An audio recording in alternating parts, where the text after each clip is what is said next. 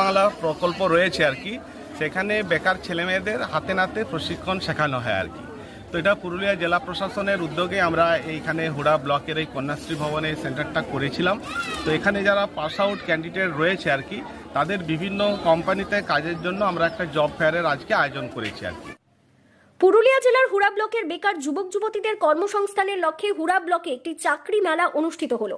পশ্চিমবঙ্গ সরকার অনুমোদিত উৎকর্ষ বাংলা প্রকল্পের হুড়া কেন্দ্র থেকে প্রশিক্ষণপ্রাপ্ত যুবক যুবতীদের এই চাকরি মেলার মাধ্যমে সুযোগপত্র প্রদান করা হয় এবং একই সঙ্গে পশ্চিমবঙ্গের বিভিন্ন বেসরকারি সংস্থার পক্ষ থেকে তাদের কর্মসংস্থানের সুযোগ করে দেওয়া হয়। এই চাকরি মেলায় কলকাতা সহ রাজ্যের মোট 6টি বেসরকারি সংস্থার প্রতিনিধিরা উপস্থিত ছিলেন। তারা প্রশিক্ষণপ্রাপ্ত যুবক যুবতীদের মৌখিক পরীক্ষার মাধ্যমে বাছাই করে বিভিন্ন পদে কাজের সুযোগ দেন।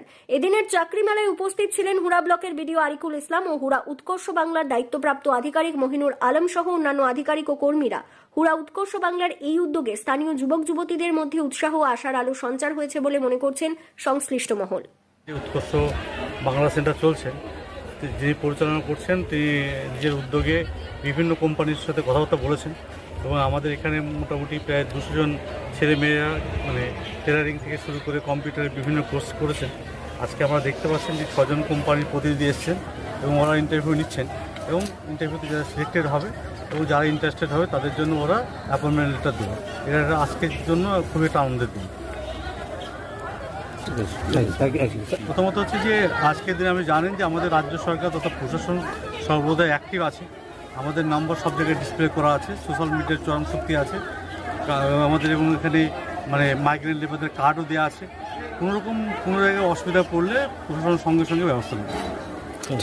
সরকারের যে উৎকর্ষ বাংলা প্রকল্প রয়েছে আর কি, সেখানে বেকার ছেলেমেয়েদের হাতে নাতে প্রশিক্ষণ শেখানো হয় আর কি।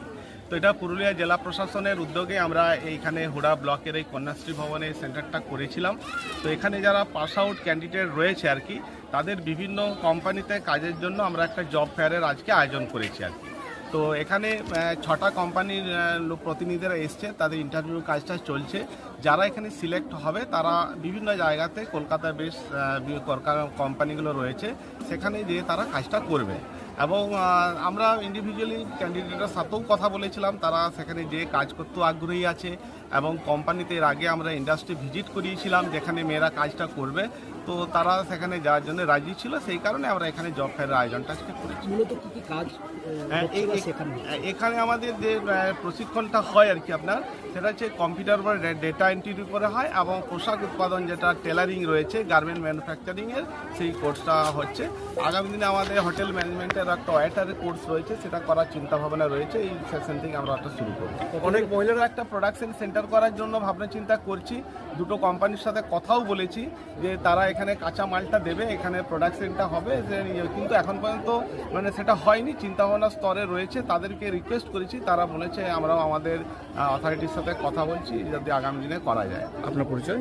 আমি উৎকর্ষ বাংলা সেন্টার রয়েছে, এই যে ট্রেনিং পার্টনার রয়েছি তার আমি হেডে রয়েছি। এসপিওসি আমি রয়েছি। ঠিক আছে, এসপিওসি আমি মহিনুর আলম, আমার নাম মহিনুর আলম।